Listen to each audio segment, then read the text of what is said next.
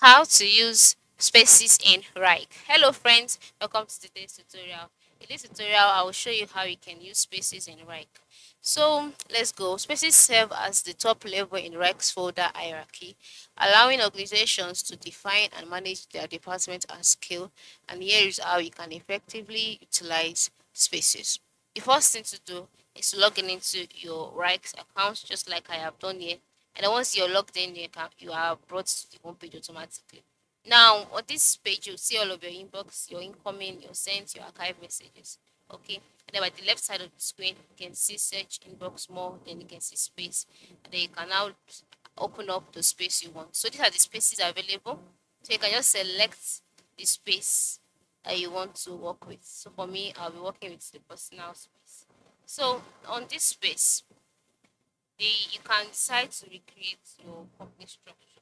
All right, you can use spaces to mirror your company's organization structure.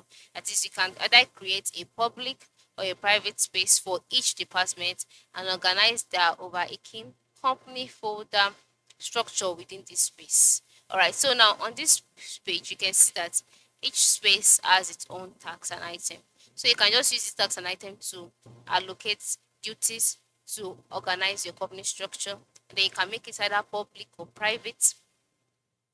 Okay, and you can also um, add export tables, export files into the item, and then you can also use the different views depending on the purpose that you are trying to achieve together with your team.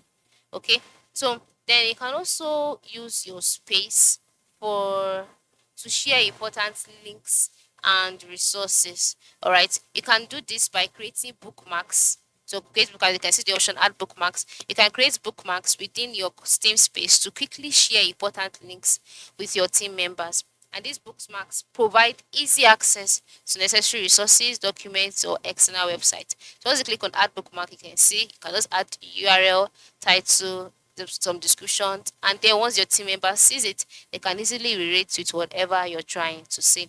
Then you can also use it to organize your own work as well. As you can see, this space is called the personal space. You can just use it to organize your work. You can give people roles and permission. Yeah, depending after assigning people, you can just give them the roles and permission that they can do. So this is how it works, all right? This is how you can use space in Wrike. Thanks for watching and have a good day.